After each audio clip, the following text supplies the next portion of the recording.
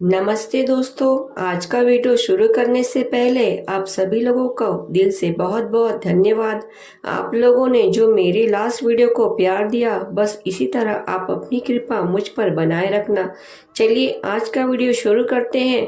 और दोस्तों, आज के इस वीडियो में हम जानेंगे रामायण व महाभारत आदि महाकाव्य वर्णित प्रमुख अस्त्र शस्त्र कौन से थे तथा किन किन दिव्य अस्त्रों के बारे में इन महाकाव्यों में चर्चा हुई है।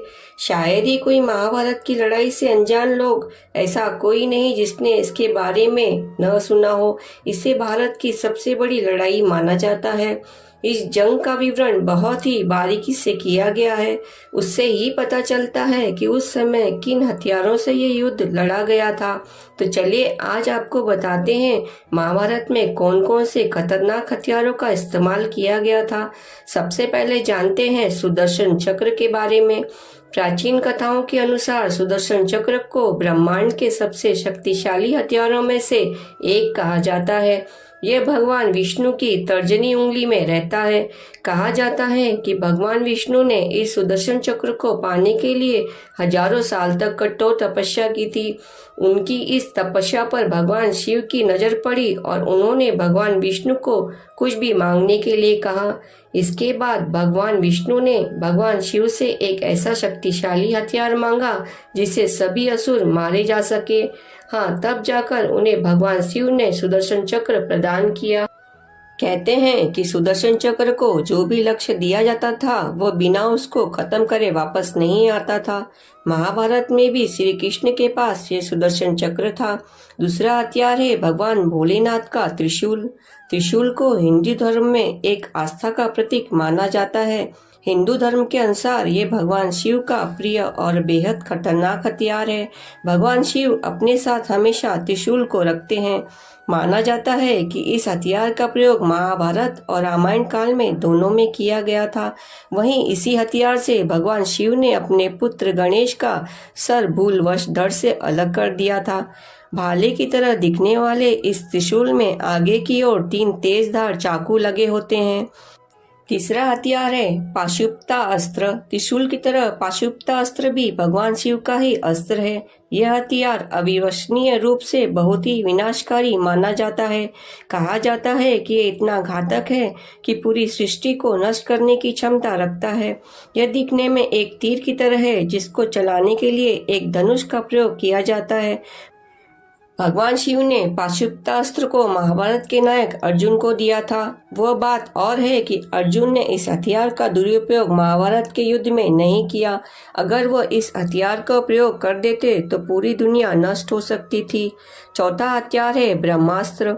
ब्रह्मास्त्र भगवान ब्रह्मा द्वारा बनाया गया हथियार है। पुराणों के अनुसार इसको भी काफी घातक हथियार माना जाता है।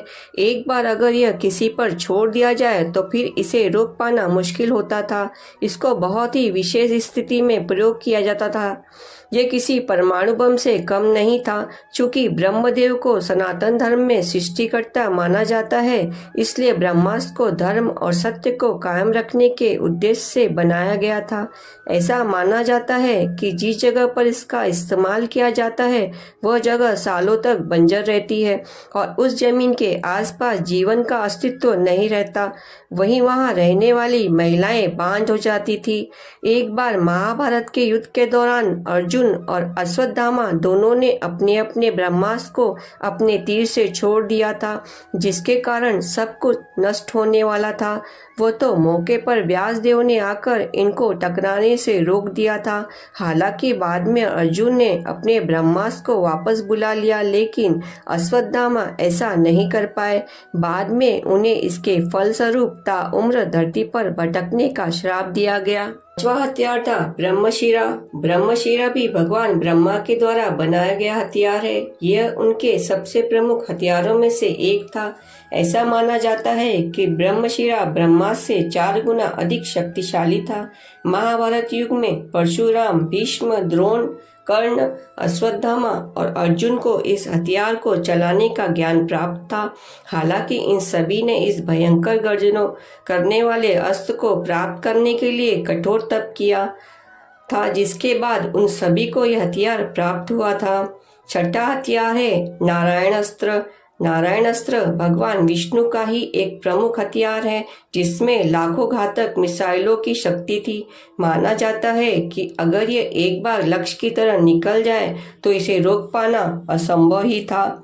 महाभारत युद्ध के दौरान अश्वत्थामा ने पांडवों की सेनाओं पर इस हथियार का उपयोग किया था। भगवान कृष्ण जो विष्णु के अवतार हैं, उन्होंने पांडवों और उन्हें सभी योद्धाओं को हथियार से बचाव का उपाय बताया था। उन्होंने बताया कि जब ये पास आए तो जमीन पर लेट जाना। यह एक प्रकार से हथियार की शक्ति के आगे आत्मसमर्पण जैसा था। उन्होंने ये भी बताया कि इस हथियार का प्रयोग केवल एक ही बार किया जा सकता है और अगर फिर से कोई इसका इस्तेमाल करता है तो उसकी अपनी ही सेना इससे खत्म हो जाएगी। सातवां हथियार था वज्र। महाभारत युद्ध में कौरवों और पांडव दोनों ही बहुत शक्तिशाली थे, जिसमें कर्ण वज्र से अर्जुन को मारना चाहता था। चूंकि युद्ध के समय अभिमन्यु की मृत्यु हो जाती है, इसीलिए सभी पांडव अभिमन्यु के अंतिम संस्कार प्रक्रिया में थे।